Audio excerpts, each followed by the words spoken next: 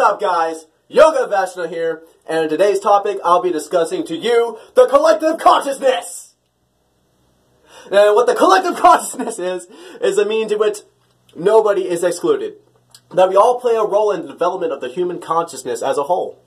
And yes, that means you, whoever you may be, you play a role in this. And I'll explain to you how. You see, this concept was actually introduced in the 1950s, known as the 100th monkey concept.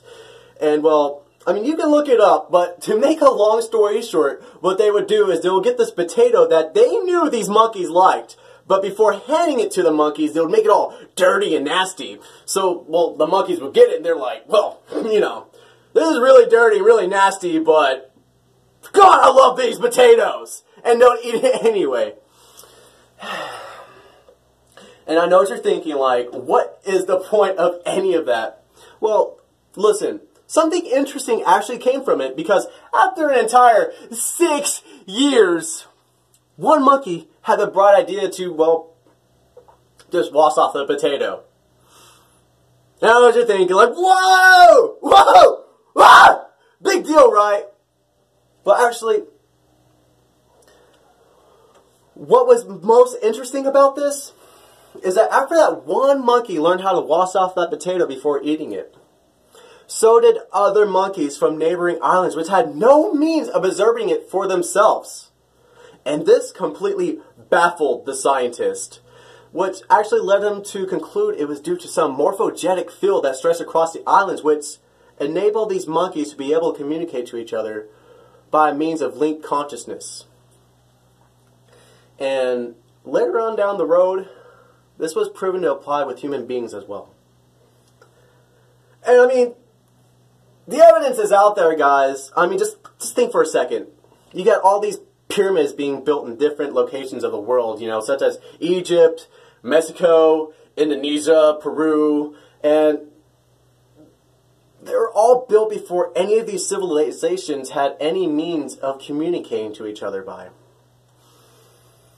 Or like when one person comes up with an idea, there's always someone else that comes up with the same idea, and the next thing you know, they're arguing about who came up with the idea first. You know, this one guy's like, hey, that was my idea. I came up with it first. And the other guy's like, no, that was my idea. I came up with it first. And next thing you know, there are like lawsuits being swung left and right. They're having to go to court for whatever. Okay, look, now that's really important. What is important is the underlying notion that we are all connected to each other. What you do as a person is what will be done to us as a species. Everything that you do has an influence on the doing of others, whether it be good or bad. You know, those who go around accepting ignorance and being selfish actually have a fault in preventing others from wanting to learn and share. You see, these people are the cancer of human development, which is why it's so important for us to assume the role of being the difference.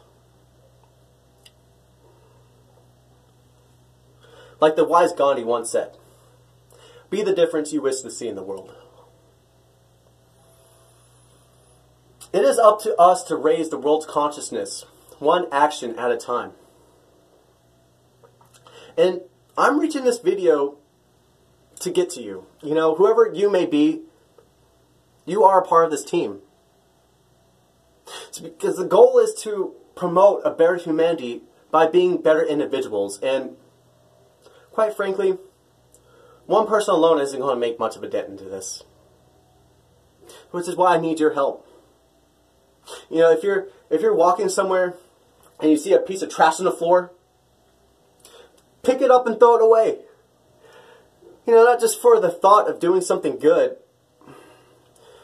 but for the thought of promoting others to do so as well. Or if you're going through some kind of bad depression, fight it with everything that you got so that others may be so brave. Or if someone makes you mad, instead of responding with anger, respond with love so that there may be less hate in the world.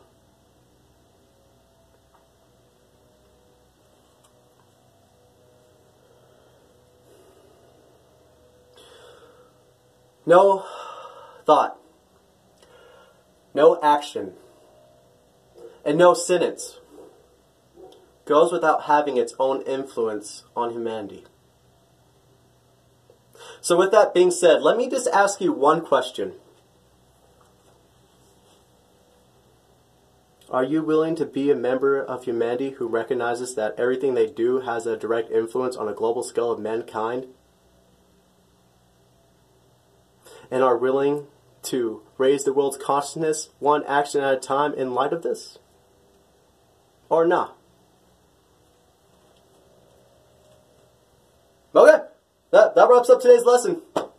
Until next time, peace and love.